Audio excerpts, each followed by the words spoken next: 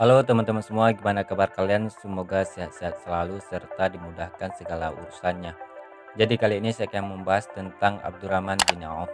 Abdurrahman bin Auf adalah sahabat Nabi Muhammad SAW yang paling kaya. Dia juga termasuk dalam 8 orang pertama yang masuk Islam dan juga dijamin surganya. Abdurrahman bin Auf adalah seorang pedagang sukses. Kerja kerasnya dalam berdagang membuat Abdurrahman menjadi konglomerat dan harta yang berlimpah di masa Nabi. Lantas, apa saja kisah kedermawannya dalam menolong agama Allah, serta bagaimana cara berdagangnya Abdurrahman bin Auf? Simak video ini sampai tuntas.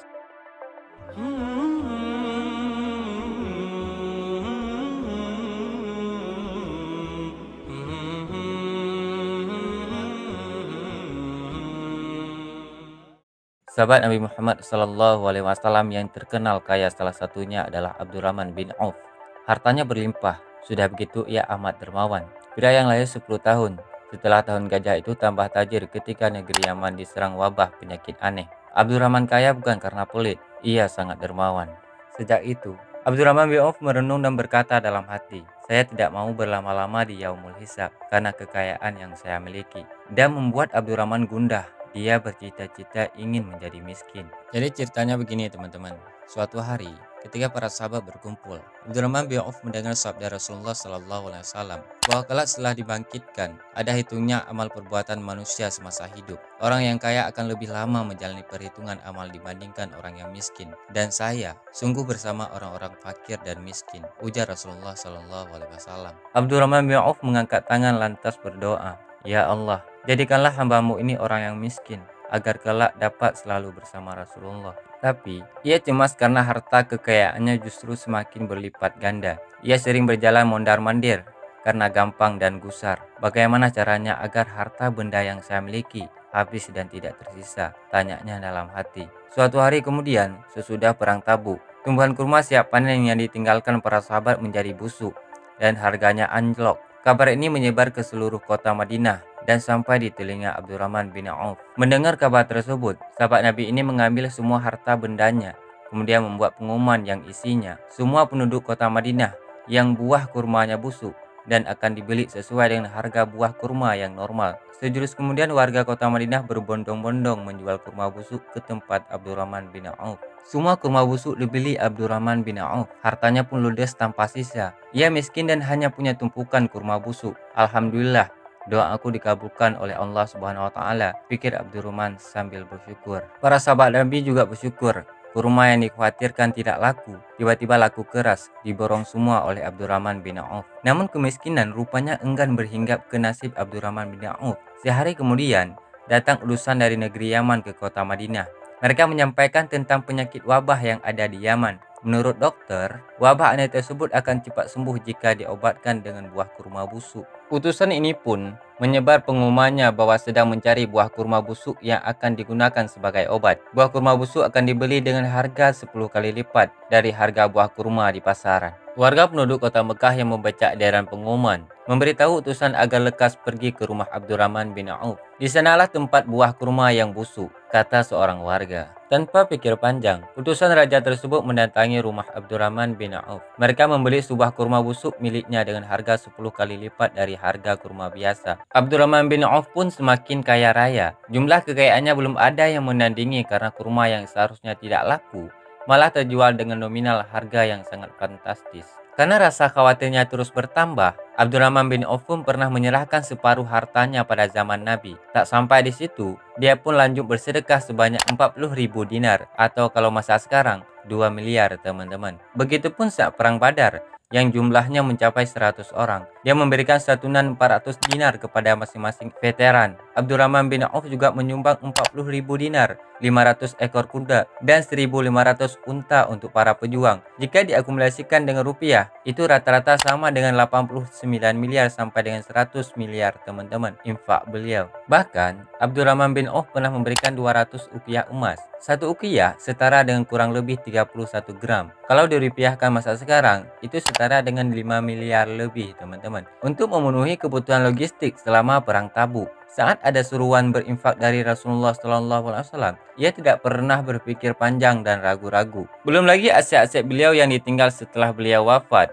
yang mana Nominalnya mencapai triliunan, teman-teman. Ketika akan wafat, Abdurrahman menangis. Tangisannya bukan karena takut menghadapi kematian, melainkan karena ia wafat dalam keadaan kaya harta. Sesungguhnya, Mus'ab bin Umair lebih baik dariku. Ia meninggal di masa Rasulullah dan ia tidak memiliki apapun, bahkan kafan sekalipun. Hamzah bin Abdul Muthalib juga lebih baik dariku. Kami tidak mendapatkan kafan untuknya. Sesungguhnya, aku takut bila aku menjadi seseorang yang dipercepat kebaikannya di kehidupan dunia. Aku takut ditahan dari sahabat-sahabatku karena banyak hartaku, ujar Abdurrahman bin Auf. Setelah wafat, Abdurrahman pun mewariskan kekayaan sebesar 50.000 dinar atau 2,5 miliar yang diwasiatnya berpesan agar digunakan di jalan Allah Subhanahu wa taala. Utsman bin Affan juga termasuk dalam wasiat itu. Sungguh ia menerima sebagian harta peninggalan Abdurrahman bin Auf. Perlu diketahui teman-teman, kekayaan yang dimiliki Abdurrahman bin Auf kebanyakan berasal hasil dagang atau bisnis.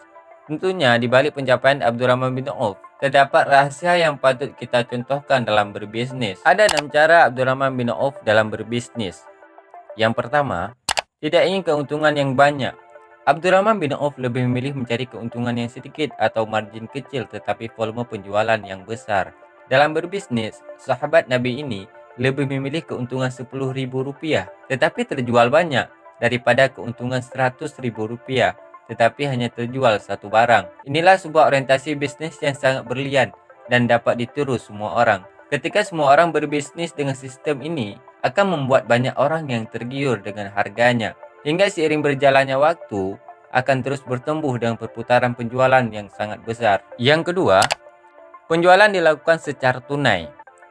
Jika ada pilihan ada satu barang dijual dengan keuntungan Rp100.000 dengan pembayaran tunai dan suatu barang dijual dengan keuntungan 1 juta dengan pembayaran kredit, maka dengan hal tersebut, Abdurrahman bin Auf menyarankan untuk mengambil pembayaran tunai dengan keuntungan Rp100.000 daripada 1 juta tetapi pembayarannya kredit. Sahabat Rasulullah ini lebih mengutamakan kecepatan perputaran uang ketika berbisnis. Yang ketiga yaitu integritas.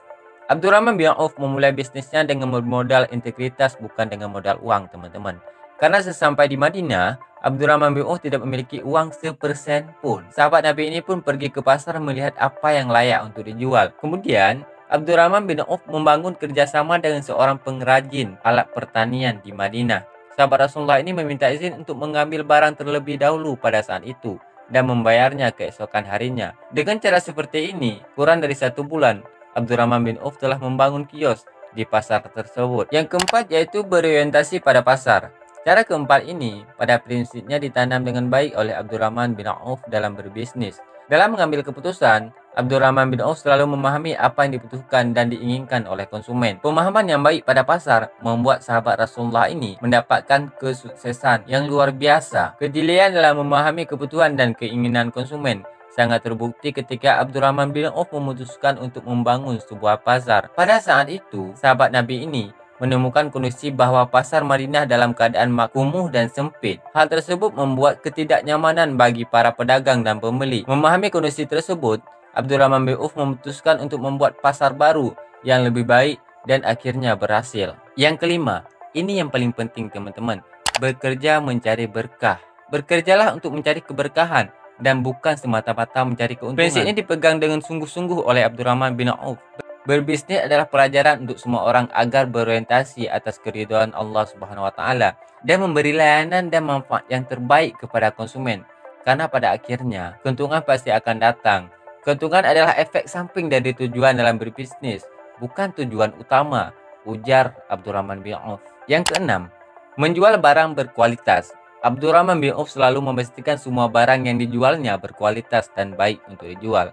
Seandainya terdapat barang cacat di penjualannya, sahabat Nabi ini akan menyampaikan secara jujur kepada konsumen apa kekurangan dari barang yang dia jual. Itu dicatat teman-teman. Jaminan kualitas atas barang yang dijualnya dan kejujuran apabila terdapat barang yang cacat membuat konsumen sangat percaya terhadap semua barang yang dijualnya. Kepercayaan konsumen inilah yang membuat Abdurrahman bin Auf mudah dalam melakukan proses pengembangan bisnisnya. Pelajaran penting ini teman-teman. Dari keenam cara berbisnis Abdurrahman bin Auf adalah modal uang bukanlah modal utama, tetapi modal integritas dan personalitaslah yang lebih penting dan akan membuat seorang sukses dalam berbisnisnya. Kemudian, berbisnis dengan tujuan untuk mencari ridho Allah Subhanahu wa taala dan untuk melayani masyarakat. Perlu juga dicatat teman-teman, kalau kita mau sukses, mau kaya, itu sedekah, bukan nabung. Assalamualaikum warahmatullahi wabarakatuh.